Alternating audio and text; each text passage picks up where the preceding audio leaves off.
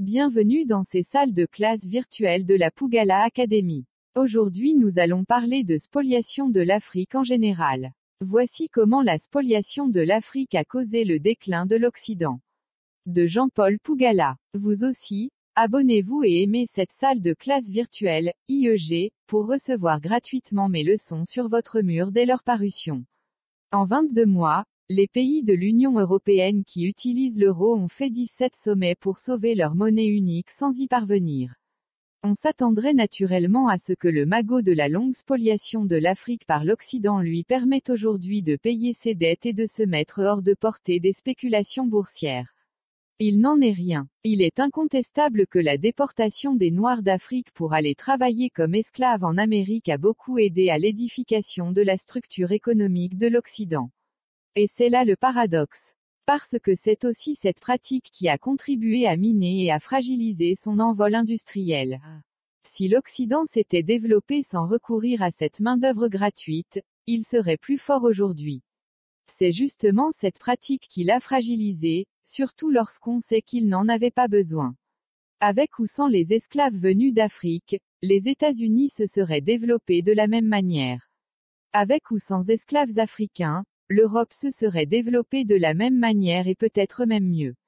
Elle se serait passée du cacao, du café, etc. Mais le fait de se passer d'une tablette de chocolat ou d'une tasse de café ne change rien sur le devenir d'une civilisation.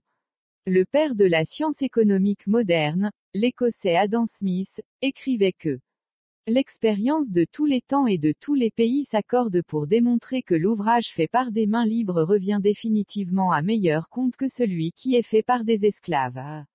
Il disait ainsi que au-delà de l'immoralité de l'esclavage, il y trouvait aussi une stupidité économique. En effet, à bien y regarder, on peut dire avec précision que l'esclavage et la colonisation ont fragilisé économiquement l'Occident plutôt que de le rendre fort. Le recours à une position de rente a faussé les règles de jeu du marché parce qu'il y avait un acteur, l'Occident, qui est arrivé déjà avantagé puisqu'il pouvait recourir à une main-d'œuvre gratuite. Comment donc l'esclavage et la colonisation des Africains ont affaibli l'Occident?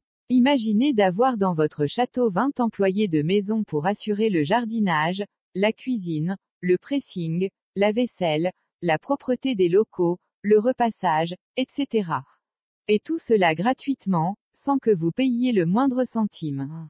Grâce à ces esclaves, vous aurez un très haut niveau de vie, mais qui au fond n'est qu'artificiel, parce qu'il vient du fait que ces esclaves ne sont pas en mesure de se rebeller et de revendiquer leurs droits ou leur paye pour les services qu'ils vous rendent.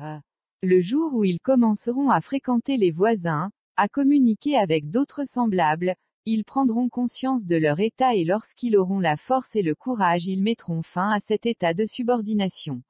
Mais vous, pour maintenir le même niveau de vie, il ne vous restera que deux choix, ou d'aller braquer le voisin en créant chez lui la psychose d'une guerre infinie, ou bien s'il est plus fort ou plus armé que vous ne pourrez plus le braquer, mais serez obligé de lui emprunter de l'argent pour payer les esclaves d'hier et le processus de surendettement et donc de faillite est enclenché. C'est la situation de l'Europe aujourd'hui et qui vient en partie aussi d'Afrique.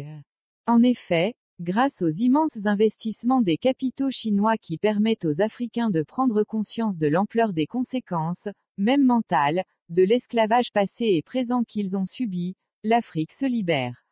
Même la devise euro, mise à la disposition des pays utilisant le franc CFA ne sert plus à endetter l'Afrique au profit de l'Europe, mais sert beaucoup plus à enrichir la Chine, l'Asie.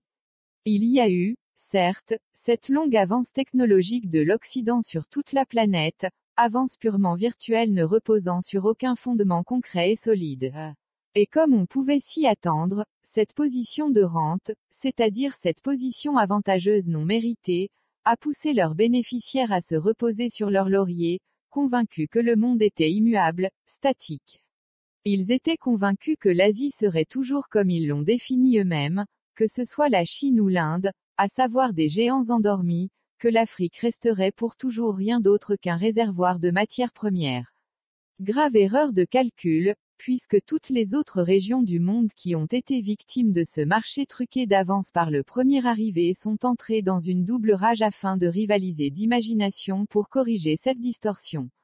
Et lorsqu'elles y parviennent, elles sont mises sur une rampe de lancement que rien ne semble arrêter.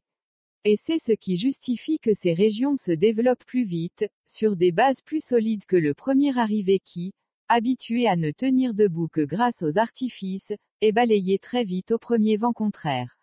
C'est ce qui explique que l'économie occidentale ait été minée depuis l'origine et pendant 400 ans par une rente qui ayant trop duré lui a fait bâtir sa fortune sur une sorte de sable mouvant.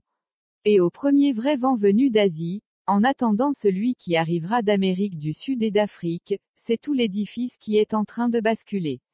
Conclusion. L'esclavage et la colonisation de l'Afrique ont été incontestablement des éléments perturbateurs dans la vision que les Occidentaux se font du monde. Ces deux faits graves ont été comme une lentille déformante qui a privé presque tout l'Occident de la perception réelle d'un monde qui était en train de changer autour d'eux, à leur insu. Pour l'histoire, les pays européens qui avaient bénéficié du plan Marshall du président américain Truman en 1948, consistant en un prêt de 100 milliards de dollars américains, n'ont pu rembourser à ce jour que 20 milliards, c'est-à-dire 20% seulement. Il n'existe pas de cadeau gratuit, encore moins d'esclaves pour toujours. Vous pouvez tromper les autres avec des artifices pour obtenir de la soumission volontaire ou utiliser la force pour les obliger à vous servir gratuitement. Mais tôt ou tard, vous n'aurez plus suffisamment d'arguments pour les tromper ou assez d'armes pour les contrôler. Et ce jour-là commencera votre descente en enfer. Pour ne pas toucher ce fond qui fait très mal à ceux qui n'y sont pas habitués, il vaut mieux vous battre pour travailler et mériter chaque grain de votre fortune. C'est à cette condition qu'elle aura une saveur stablement plutôt sucrée et à long terme et non amère. Jean-Paul Pougala, Genève, le 2 décembre 2011, mise à jour à Tokyo le 30 janvier 2018, publié de nouveau le 3-4 2019 de Qingdao en Chine. P.S. Sur la photo, au moment où la Chine est en train de doter toutes les villes camerounaises d'un vrai réseau urbain d'alimentation en eau potable, l'ambassadrice de France au Cameroun, toujours convaincue d'avoir affaire aux indigènes, danse pour une fontaine offerte par la France à Banganté, le fief du génocide français au Cameroun. La majorité de la population de ce département terrorisé de 1949 à 1971 par la violence coloniale française a fui les villages sous les bombes françaises au napalm et n'y est plus jamais retourné. Aujourd'hui, un Banganté dit facilement qu'il est de Loum, Manjo ou Mbanga. Ce que ne ferait pas un Bafoussam ou un Bafang par exemple. De Jean-Paul Pougala. Mardi le 13 avril 2021. Si cette leçon t'a plu, alors nous t'invitons à cliquer sur j'aime et partager la vidéo. Surtout n'oublie pas d'activer la cloche